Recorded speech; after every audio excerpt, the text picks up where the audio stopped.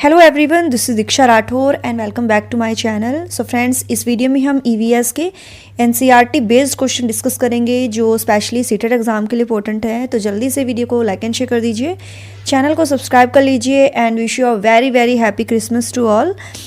तो क्लास को शुरू कर लेते हैं। तो सबसे पहला क्वेश्चन जो है डियर वो है लिंग हू फेन किस देश का पकवान है। और ये बहुत ही महत्वपूर्ण ये क्वेश्चन है, ठीक है। लिंग हू फेन, तो ये किस देश का पकवान है, तो ये है हांगकांग का, ठीक है। वहाँ पर जो हांगकांग के जो लोग हैं ना डियर, वो ना सांप खाते हैं, ठीक है। तो लिंग हू फेन जो है किस देश का पकवान है, तो ये है हांगकांग का। नेक्स्ट क्वेश्चन है ब्रेल लिपि की खोज किस वैज्ञानिक ने की थी, तो ये की थी लुई ब्रेल ने, है ना। लुई ब्रेल ने कौन सी खोज की थी ब्रेल लिपि की, जो अंधे व्यक्तियों के लिए होती है, जो ब्लाइंड पीपल होते हैं। क्लियर। अगला है ब्रेल लिपि में कितने बिंदु होते हैं, तो कितने डॉट्स होते हैं, तो ये होते हैं 6 डॉट्स बेस्ड होती है ये ब्रेल लिपि। नेक्स्ट क्वेश्चन है किस राज्य में घर बारिश के चलते ज़मीन से 10 से 12 फुट ऊंचे बने होते हैं, तो ये असम में होते हैं। क्योंकि डियर असम में जो है काफ़ी बारिश होती है, सो दैट्स वाई कि मतलब जो है घरों में पानी ना चला जाए, इसकी वजह से वो ज़मीन से 10 से 12 फुट ऊंचे घर बने होते हैं, है ना। क्योंकि असम में ज़्यादा बाढ़ आती है ना, बारिश ज़्यादा होती है, तो इसी वजह से वहाँ पर बाढ़ आ जाती है। और ये डियर बहुत इंपॉर्टेंट क्वेश्चन है, स्पेशली हर सीटेट एग्जाम के प्रीवियस ईयर में अगर आप चेक करोगे तो इनमें से काफ़ी क्वेश्चन आपसे पूछे जाएंगे। मतलब थोड़ा लेंथी होगा क्वेश्चन तो, लेकिन जो मेनली पूछा जाएगा वो यही होगा कि उसमें पूछा क्या गया है ना। क्वेश्चन तो बहुत बड़े बड़े होते हैं, लेंथी होते हैं, लेकिन आपको डरना नहीं है, पूछा उसमें से एक पॉइंट ही जाएगा, वो वैसे थोड़े लेंथी होते हैं, ठीक है। तो ये कौन सा राज्य है, तो ये है असम राज्य है। नेक्स्ट क्वेश्चन है जम्मू कश्मीर में चाय को कहा जाता है, तो जम्मू कश्मीर में चाय को कहा जाता है कहवा। बहुत फेमस है ये, ठीक है। तो जम्मू कश्मीर में चाय को कहा जाता है कहवा। वल्लम क्या है, तो देखिए वल्लम जो है ये लकड़ी से बनी छोटी नाव होती है जिसको वल्लम कहते हैं, और ये केरल में चलती है, ठीक है। वल्लम क्या है, तो ये लकड़ी से बनी छोटी नाव है जिसको वल्लम कहते हैं, और ये कहाँ चलती है, केरल में। नेक्स्ट क्वेश्चन इज एक हाथी एक दिन में लगभग कितने किलोग्राम पत्ते और झाड़ियाँ खा लेता है, तो ये कितने खा लेता है, 100 किलोग्राम से ज़्यादा। ये ना आप इसको याद कर लेना, क्योंकि कंफ्यूज हो जाते हैं बच्चे की 200 किलोग्राम है या 100 किलोग्राम है या 50 किलोग्राम है। तो एग्जैक्ट आपको याद रखना है 100 किलोग्राम से ज़्यादा। खेजड़ी के पेड़ किस राज्य में मिलते हैं, तो ये राजस्थान में मिलते हैं। खेजड़ी का पेड़ जो है किस राज्य में मिलता है, तो ये मिलता है राजस्थान में।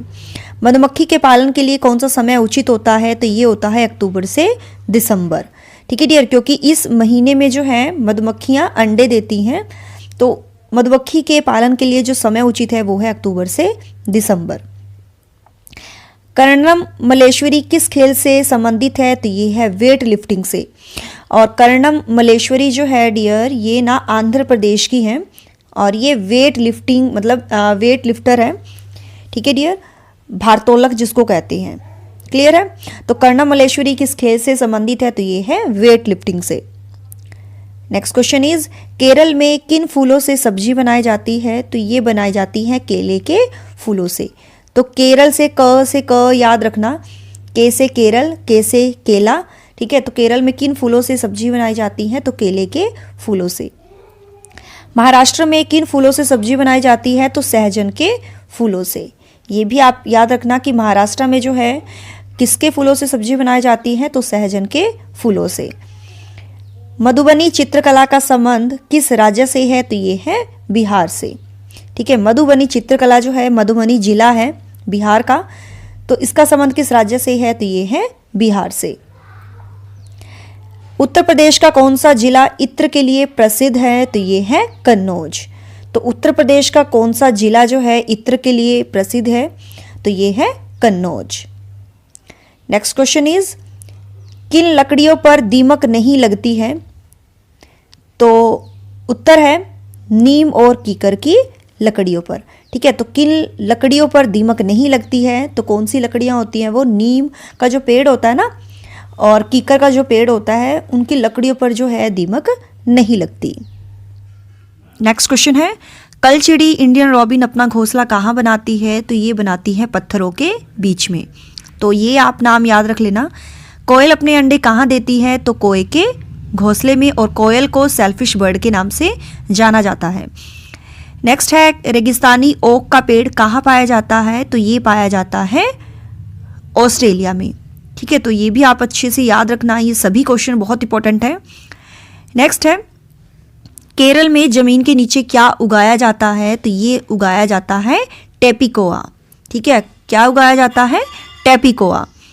विश्व ओजोन दिवस कब मनाया जाता है? तो ये मनाया जाता है 16 सितंबर को। मलेरिया की दवा कौन से पेड़ की छाल से बनाई जाती है? तो सिनकोना पेड़ है, उसकी छाल से मलेरिया की दवा बनाई जाती है, और जिसका नाम है कुनेन। गिरजू भाई एक प्रसिद्ध शिक्षा शास्त्री थे, उन्होंने किस क्षेत्र में महत्वपूर्ण भूमिका निभाई थी? तो नर्सरी व प्राथमिक छात्रों की शिक्षा में। क्लियर। और गिरजू भाई जो थे ये प्रसिद्ध शिक्षा शास्त्री थे। नेक्स्ट है, चील, बाज व गिद्ध हमसे कितने गुना ज़्यादा दूरी तक देख सकते हैं? तो ये 4 गुना दूरी तक जो है देख सकते हैं। नेक्स्ट है, मनुष्य की तुलना में बाघ अंधेरे में कितने गुना बेहतर देख सकता है? तो ये देख सकता है 6 गुना। नेक्स्ट इज, भारत में कितने तरह के जहरीले सांप पाए जाते हैं? तो ये पाए जाते हैं 4 तरह के जहरीले सांप। पक्षी देखते हुए अपनी गर्दन को बहुत ज़्यादा घुमाते हैं, ऐसा क्यों? क्योंकि उनकी आंखों की जो पुतलियां हैं डियर, वो घूम नहीं सकती। नेक्स्ट क्वेश्चन है, कौन से महीने में पक्षी घोंसला बनाकर अंडे देते हैं? तो अप्रैल के महीने में। तो ये मंथ आप याद रख लेना, कौन से महीने में पक्षी घोंसला बनाकर अंडे देते हैं? तो ये है अप्रैल के महीने में।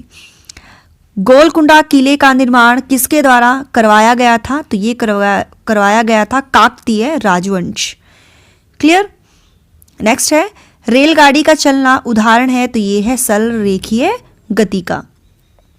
मधुमक्खी पालन किया जाता है? तो ये किया जाता है बक्से में, इसमें चीनी का मीठा घोल भी डालते हैं। ठीक है, तो मधुमक्खी पालन किया जाता है अक्टूबर से दिसंबर का महीना सही होता है। और कहाँ किया जाता है? बक्से में। मधुमक्खी के डंक में कौन सा अमल होता है? तो फॉर्मिक अमल होता है। क्लियर।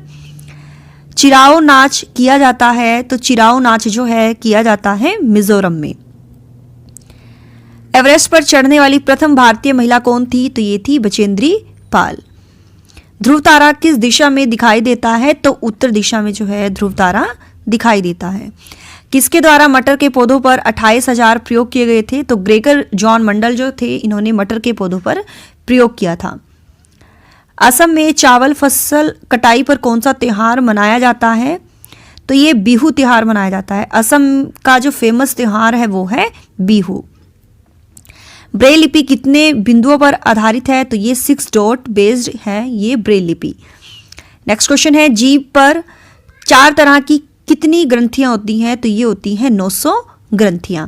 और डियर देखिए, आप सभी से रिक्वेस्ट है ज़्यादा से ज़्यादा वीडियो को शेयर कीजिए, लाइक कीजिए, और जिन्होंने चैनल को सब्सक्राइब नहीं किया है चैनल को भी सब्सक्राइब कर लें।